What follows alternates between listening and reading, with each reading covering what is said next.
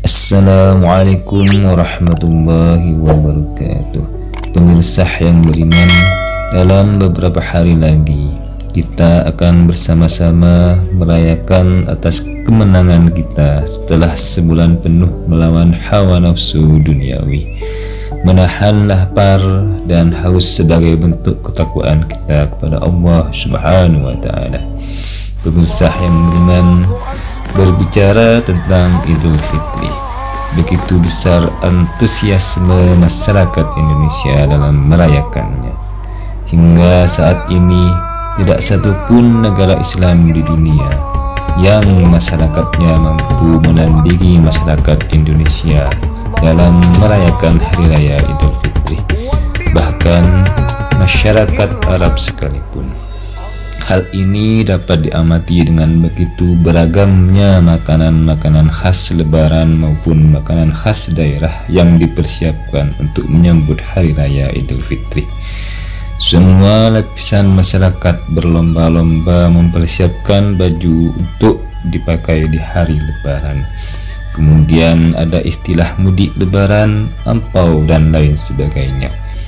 Apakah ini salah? Tentu saja tidak. Karena hal ini justru akan menjadi ciri khas dan identitas tersendiri bagi masyarakat Muslim Indonesia dalam merayakan hari kemenangan, yaitu Hari Raya Idul Fitri. Pemirsa yang beriman, kaum muslimin pertama kali merayakan Idul Fitri yaitu pada tahun kedua Hijriah, atau lebih tepatnya pada tahun 624 Masehi. Saat itu bertepatan dengan Perang Badar pada tanggal 17 Ramadan. Perang Badar terjadi karena aksi monopoli pasar dan blokade aktivitas dagang oleh kaum kafir Quraisy Mekah terhadap kaum muslim Madinah.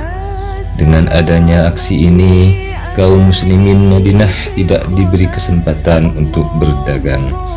Saat Perang Badar, kaum kafir Quraisy dipimpin oleh Abu Jahal dengan jumlah 1000 tentara lengkap dengan peralatan perangnya. Sementara Nabi Muhammad SAW hanya membawa 300 sahabat menuju Badar. Namun karena izin Allah, kaum muslimin dapat memenangkan Perang Badar tersebut. Sehingga peristiwa kemenangan tersebut menjadi awal mula kaum muslimin diperhitungkan, disegani dan dihormati dari yang sebelumnya dicaci dan dicemooh. Dengan peristiwa kemenangan ini, kaum muslimin waktu itu mengalami dua kemenangan. Kemenangan yang pertama yaitu kemenangan secara sosial, yaitu memenangkan Perang Badar melawan kaum kafir Quraisy Mekah. Dan kemenangan secara spiritual, yaitu kemenangan perdana atas pencapaian ritual puasa Ramadan setelah berjuang menahan lapar, haus dan hawa nafsu. Pemirsa yang dirahmati Allah, jauh sebelum agama Islam turun, pada waktu itu masyarakat Arab sudah memiliki dua perayaan, yaitu perayaan Nairus dan Mahrajan. Perayaan-perayaan tersebut diadopsi dari zaman Persia kuno, di mana dalam merayakan perayaan-perayaan itu masyarakat Arab jahiliyah mengisinya dengan pesta pora, minuman keras, berdansa dengan para wanita.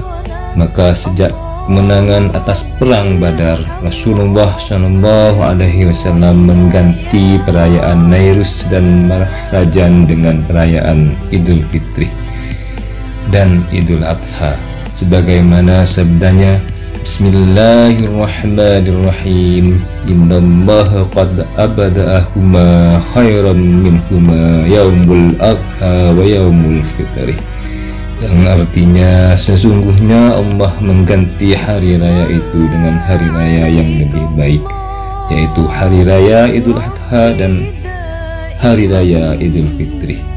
Diriwayatkan oleh Abu Dawud dan An-Nasai. Pemirsa yang dirahmati Allah, dari sejarah hadis Nabi dan beberapa keterangan yang telah kami sampaikan tersebut dapat kita simpulkan bahwa hakikat dari perayaan Idul Fitri adalah merayakan kemenangan iman dan ketakwaan atas nafsu duniawi di medan jihad Ramadan.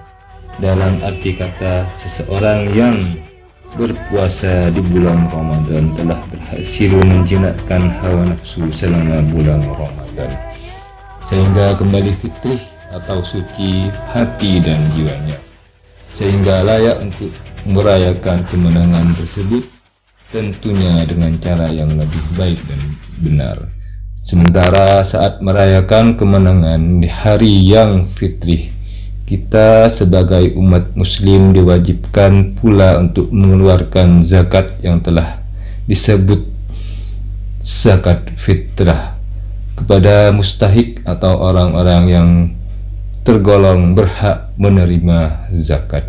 Hal ini dimaksudkan agar kemenangan di hari raya Idul Fitri dapat dirasakan oleh seluruh lapisan masyarakat tanpa membeda-bedakan kedudukan status sosial. Assalamualaikum warahmatullahi wabarakatuh.